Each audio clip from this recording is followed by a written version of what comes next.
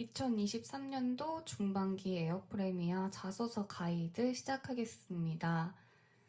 이게 제가 생각하는 게 정답은 아니지만 이렇게 생각할 수도 있겠다 하면서 그냥 참고하시면서 작성해 보시기 바랍니다. 그 전에 이 프레미엄 웨이가 너무 궁금해서 찾아봤었는데 너무 자세하고 꼼꼼해서 좀 당황스러웠습니다. 이게 가지수가 많은 만큼 오히려 근데 편하게 선택해서 작성할 수 있다는 것도 하나의 장점이니까 긍정적인 마음으로 즐겁게 하나씩 살펴보도록 하겠습니다. 첫 번째로 기존의 방식에만 집착하지 않는다. 우리는 항상 더 나은 방식을 고민한다. 기존과 다른 것 자체에만 집착하지 않고 에어프레미아다운 결정을 해야 한다. 경험을 무시하자는 것은 아니다. 뭔가 이런 이 프리미엄 웨이에는 이렇게 뭔가 유추할 수 있는 기존의 것이고 마지막에 약간 반박하는 꼭 그것만은 아니다라는 뭔가 약간 열린 결말 같은 그런 멘트들이 많아서 회사가 추구하고자 하는 방향도 살짝 여기서부터 느껴집니다. 그래서 1번은 이거 창의성이잖아요. 근데 여러분들 창의성이라고 해서 결국에 이제 기존의 방식에 벗어났다고 해서 이와 관련된 억지스러운 예시를 그냥 들기보다는 저 이런 창의성을 발휘한 적이 있어요 하고 그냥 그 방향으로만 가기보다는 일단 에어프레미아가 추구하고자 하는 하이브리드 항공사가 생각하는 방향으로 그 가치관을 맞춰서 설정하면 더 좋을 것 같습니다. 기존을 유지하기보다는 약간의 변화를, 아이디어를 통해서 에어프레미아다운 결정이라고 하는 부분을 잘 살려야 될 것 같아요. 그걸 이제 만약에 여러분들이 그냥 작성하게 되면 다른 지원자들의 생각이랑 비슷하게 이렇게 막 어떻게 해서 어떤 아이디어를 제시해서 잘 해낼 수 있었어요. 이렇게 끝나버리는데 이 차이점을 잘 생각하고 서술하면은 더 좋은 글이 나올 거라고 생각을 해요. 그래서 예를 들면 여러분들이 일하는 방식이라든지 그런 회사의 분위기라든지 그리고 서비스면 이렇게 다 다양한 면에서의 에피소드를 제시할 수 있을 것 같은데 여러분들 이거 객실 서비스니까 너무 서비스 면으로만 생각하셔서 기존 방식 이상의 것을 언급하기보다는 이거를 더 나아가기 위한 방향성을 제시하는 것도 좋을 것 같습니다. 이렇게 했어요 보다는 이렇게 하는 게 더 좋을 것 같아요 라는 미래지향적인 멘트로 끝내주시는 것도 좋아요.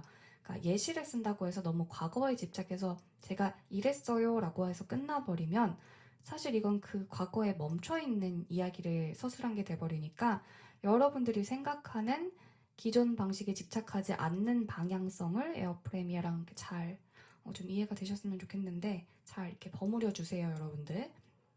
다들 잘 하실 수 있을 거예요. 그리고 두 번째 가볼게요. 우리는 돈을 벌기 위해서만 존재하는 회사는 아니다. 돈을 벌 때도 품위가 있어야 한다. 우리가 추구하는 가치를 고민하며 지속 가능한 성장을 해야 한다. 이게 원래 기업이란 이익을 위한 단체인데, 하지만 에어프레미아는 그것만을 위한 회사가 아니다라는 재미있는 생각을 가지고 있네요. 그 가치는 돈을 벌 때도 품위를 유지한다라는 이 자세가 포인트겠죠. 그래서 그저 돈을 마구마구 막 버는 것이 아니라 본인들의 방향성을 갖고 그 가치를 위해 고민하면서 그리고 거시적인 관점으로 보면 지속 가능한 성장을 하기 위한 기업이라고 이해하면 될 것 같습니다. 이게 가장 중요한 포인트겠죠? 즉, 단순한 고객 유치가 아니라 기업이 이루고자 하는 방향을 잘 살펴보면 되겠어요. 그리고 현재 구매층인 MZ세대에 맞는 가치 기준 선택이 우선시되는 이런 사회에서 이건 잘 버틸 수 있는 현명한 방법이라고 생각합니다. 현재는 신생 항공사인 만큼 사원과의 단합과 자발적인 정신, 이거 굉장히 중요시하는 것 같거든요. 즉, 다른 말로 해서 팀워크긴 한데 개인의 성향에 따라서 이게 어떠한 개인이 이 사람은 의견을 잘 수렴하기도 하고 혹은 어떤 사람은 또 제시를 많이 하는 사람도 있고 하니까 여러분들이 구성원을 이루었을 때요.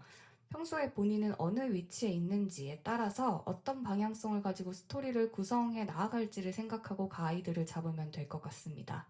그래서 나는 수렴하기도 하고 제시하기도 하고 둘 다 하는 것 같다면 그런 방향도 괜찮고, 나는 대체적으로 제시를 많이 하는 것 같아. 혹은 나는 이 의견을 잘 수렴해서 일을 잘 만들어 나가는데 좋은 지지자 역할을 해줘. 이런 것들을 본인은 어떤 사람인지.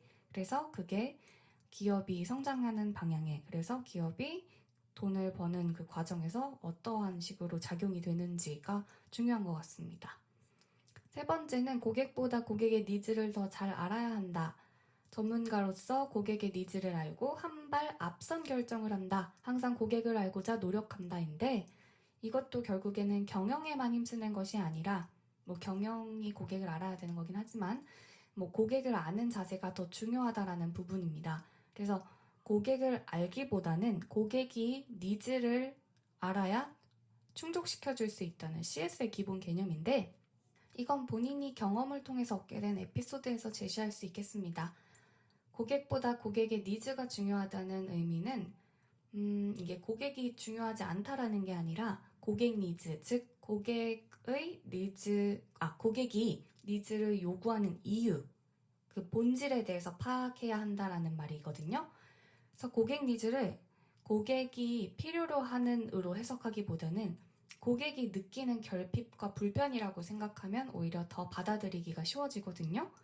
그래서 고객의 입장에서는 제가 뭐뭐가 필요해서 이게 더 좋아요 이런 식으로 말하지 않고, 실질적으로 서비스 필드에서 일하다 보면 저 이게 어떻게 해서 불편한데 지금 어떻게 하고 싶어요 라고 요구하는 부분이 더 많습니다. 그래서 그렇게 말하기 이전에 이걸 잘 알아채고 해결해야 한다는 의미로 보면 더 좋을 것 같습니다.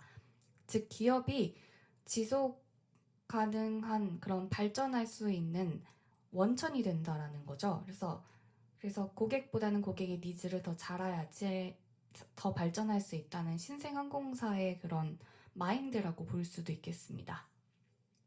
네 번째로, 나도 에어프레미아의 고객이다. 고객의 입장에서 한 번 더 생각해 봐야 한다. 근데 또 이렇게 나오죠. 고객의 입장만이 정답이 아닐 수 있다. 이건 간단히만 보면 반대 입장에서 생각해 보기, 즉 역지사지로 볼 수 있는데, 여기서 중요한 건 마지막 문장이죠. 그렇다고 해서 꼭 정답은 아닐 수 있다라는 제3의, 제4의 방법도 있을 수 있다는 가능성을 열어두는 생각의 방식입니다. 최근에 다양한 개인주의와 기상천외한 사회적 이슈들이 많기도 한데, 그래서 이제 기존의 경험에 따라서 저 사람은 이래서 이럴 거야 하는 단정이 아니라, 우리 1번 방금 프레미엄 웨이에서 언급했던 기존 이상의 생각 방식에서 조금 더 세분화된 개념 같습니다. 그 중에서도 무수히 일어날 수 있는 상황에 대해서 당황하지 않고 유연하게 대처하고 융통성 있게 생각하는 그런 자세에 대한 부분인 것 같습니다. 다섯 번째 보겠습니다. 우리는 서로를 믿는다. 출신과 조직에 관계없이 서로의 전문성을 신뢰하며 하나의 팀이 된다.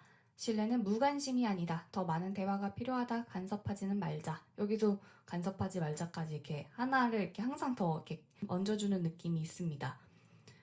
이것도 원팀 문화, 에어프레미아가 제시하는 원팀 문화를 기반으로 한 것 같은데, 구성원이 제시하는 공유의 기준을 잘 찾아가는 그러한 과정을 말하는 것 같습니다. 방식과 태도는 변할 수 있다. 그런데 이제 그 원칙은 해야 하는 것, 그리고 하지 말아야 하는 것, 크게 두 갈래로 나누어 생각한다라고 쓰여 있습니다. 그래서 이것을 그대로 적용하는 것이 아니라 신뢰를 기반으로 하는 것이 에어프레미아만의 무언가의 컬러인 것 같습니다. 이게 어떻게 보면 수평 문화를 신뢰로서 가장 잘 나타내는 부분인 것 같습니다. 여섯 번째, 모두가 서로의 성장에 기여한다. 개인의 직무와 역할에 제한된 교육만을 하지 않는다. 다른 분야를 공부할 수 있는 기반도 제공한다. 성장을 개인에게만 맡겨서는 안 된다. 직무와 역할에 제한된 교육을 하지 않는다는 것은 기타 다른 부서의 사원들과도 원활히 소통하면서 나아가는 방향을 찾아가는 방식을 추구한다는 그런 얘기 같은데, 개인의 직무가 정해져 있다고 그것만 해낸다는 생각보다는 서로 공유하자는 차원인가요? 아니면 이게 뭐 그 밖에 어학이나 회사가 공부할 수 있는 기반을 제공한다는 그런 말인 것 같은데, 이건 제가 사원도 아니고 직접 설명을 들은 게 아니라 가장 설명하기 모호했습니다. 어떠한 방식으로, 형식으로 진행되고 있는지 저도 궁금하네요. 아무튼 성장이라는 걸 개인에게만 맡기지 않고 회사와 직원 모두가 함께할 수 있다라는 의미로 해석할 수 있겠습니다. 7번째, 투명하게 일한다. 모든 동료들이 알아도 부끄러움이 없는 의사결정을 한다. 나의 업무와 자료는 동료들이 요청하지 않아도 알 수 있게 한다. 외부 사람들은 철저히 몰라야 한다. 당연하죠. 근데 이제 존경받는 좋은 회사를 꿈꾸는 입장에서 운영 방침에서부터 투명하게 일한다는 그런 방향성도 되게 괜찮아 보이네요.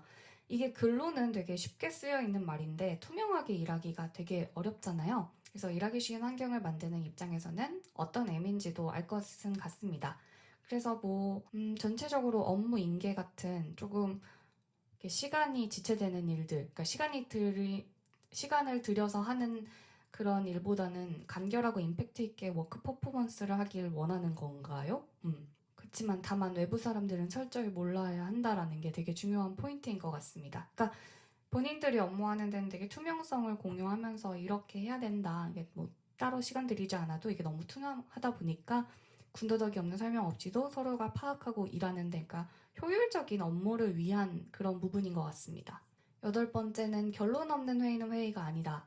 회의는 목표와 예상 시간을 명확히 한다. 회의가 끝나면 의사결정이나 다음 실행 계획이 나와야 한다. 이건 정말 제가 원하는 방침이네요. 시간도 명확해야 하고 그만큼 가치 있게 사용해야겠다는 그런 말인데 지지부진으로 끝내지 않고 다음 스텝으로 넘어간다. 즉 빠르게 성장해야 하는 입장에서 적합한 생각인 것 같습니다. 충분한 성장을 이룬 상태여도 이와 같은 방침이 지속된다면 정말 놀라운 발전이 있을 것 같아서 이건 저도 기대되는 부분이네요.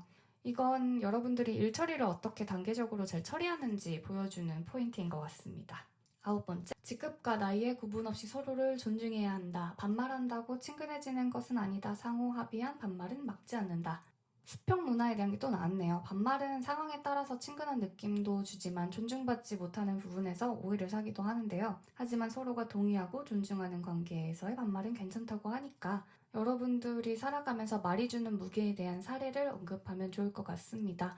그냥 정말 말이 주는 이 무게라는 게 반말, 그리고 또 존댓말 한다고 다 좋은 것도 아니기 때문에 합의하에는 상관이 없다라는 이런 건데 잘 유연성 있게 서로가 잘 해나가야 한다라는 부분이고 너무 딱딱한 건 또 싫어한다라는 항상 뭔가 중간의 위치가 존재하는 것 같아서 어느 정도 이걸 해야 되는지 안 해야 되는지 기준은 없어서 이게 되게 모호하지만 여러분들의 삶의 기준에서 그 중간을 했었던 거를 잘 찾아주시면 될 것 같습니다. 10번째, 더우면 반바지를 입는다. 다양한 사람들이, 다양한 생각들이 혁신과 성장의 원동력이다. 복장이나 외모, 생활 방식은 업무 능력과 무관하다. 그러니까 일하는 데 있어서 그런 것들은 무관하다라는 거죠. 물론 틀린 것은 틀린 것이다. 틀린 건 완전히 이건 틀렸어 하는 건 틀린 거다라는 거니까 그런 건 자기네들은 하지 않겠다. 이건 항공사의 기존의 복장을 벗어나서 외모라든지 생활 방식을 벗어나서 효율을 추구하는 것을 그냥 복장에서 보여주고 있는 부분이네요. 이런 것들이 편해야 좋은 생각이 나오는 이런 마인드를 통해서 혁신의 원동력이 될 수 있었던 비슷한 사례를 언급하면 좋을 것 같습니다. 거의 기존의 것을 지키되 벗어날 수도 있다라는 가능성을 열어둔 규칙들이 되게 많은 것 같아요. 그래서 기존의 승무원들의 모습보다는 조금 더 보다 진취적이고 새로운 가치를 추구하는 모습이 돋보이는 자소서를 작성하는 것을 추천합니다. 그런데 너무 튀겠다고 말도 안 되는 거 쓰는 것보다는 저는 조금 이런 스타일이 아니에요 라면은 기존의 그런 서비스 관련된 자소서 위주로 가지만 이러한 생각을 해보기도 해서 이런 시도를 한 경험이 있다 정도만 돼도 돼요. 여러분들 뭔가 스페셜한 결과물을 가져오라는 게 아니니까 에어프레미아 자소서 너무 어렵다 이렇게 생각하지 않으셨으면 좋겠습니다. 자소서로 넘어가서 첫 번째, 본인과 일치하는 프레미안 웨이 2가지 이상 연관 지어서 본인이 왜 에어프레미아에 적합한지 서술해 주세요. 이거는 연관을 짓는 건 여러분들이 선택하시면 좋을 것 같고 근데 이제 2가지를 먼저 연관 지어서 이렇게 글을 써내려고 하는 것보다는 어떤 에피소드를 쓰면 좋을지를 먼저 찾아서 그것과 연결 지을 수 있도록 해도 충분히 써내려갈 수 있을 것 같거든요. 그래서 억지로 끼워 맞춘다는 게 아니라 경험이라는 걸 살펴보다 보면은 그 속을 좀 세세하게 들여다보면 다 조금씩은 이런 프레미엄 웨이가 말하는 이런 가치랑 연결지어 갈 수가 있습니다. 근데 뭐 반면에 어렵다고 생각하는 분들은 반대로 두 가지 정하고 예시를 찾아서 가는 방법도 충분히 괜찮습니다. 그리고 왜 적합한지는 항공사가 추구하고 있는 목표나 가치관에 맞게 잘 작성해 주시면 될 것 같습니다. 10가지 거 보니까 비슷한 맥락에서 나온 것 같은 것들이 꽤 많아서 묶어서 이렇게 색깔별로 묶어서 본인이 보셔도 좋을 것 같기도 하고 아니면 아예 좀 색다른 두 가지를 엮어서 가는 것도 신선할 것 같아요. 왜냐면은 너무 닮은 것끼리 가다 보면 그냥 한 방향만 나오기 때문에 오히려 이것도 하고 저것도 하면서 조금 본인의 가치를 조금 더 잘 뚜렷하게 표현할 수 있는 거를 선택해서 가는 것도 효과적인 방법이 될 것 같습니다. 두 번째로 본인이 프리미엄 크루가 되기 위해 노력해온 경험 또는 경력에 대해서 서술해 주세요. 700자니까 여러분들 그냥 어떤 노력을 했는지를 조금 더 세세하게 쓴다고 생각해 주시면 편하고요. 그리고 이제 프리미엄 크루가 되기 위해서 그런 역량과 연결해서 쓰면 되는 부분이라 이것도 그렇게 딥하게 생각하진 않으셨으면 좋겠습니다. 위에 다 설명드렸고 본인의 가장 잘 나타낼 수 있는 부분보다는 좀 더 노력했던 방향을 생각하면서 이야기를 써내려가는 게 더 담백한 글이 나올 것 같기도 하고요. 그리고 적당히 서술하면 설명도 길어져서 700자 아까 얘기했잖아요. 그래서 괜찮을 것 같아서 그냥 여유 있게 작성한 다음에 오히려 길게 쓴 다음에 요거는 이제 좀 줄여가는 방법도 괜찮을 것 같다라고 생각을 한 게 애초에 이 프리미엄 웨이가 조금 내용이 많고 또 어떻게 해석하는지에 대해서 방향도 다 달라지니까 근데 그 방향이 다른 여러분의 생각을 보고 싶어 하시는 것 같으니까 자유롭게 서술해 주시면 좋을 것 같습니다. 항목이 적은 만큼 여러분들 잘 집중해서 작성하시면 좋을 것 같고요. 저는 여기까지 하겠습니다.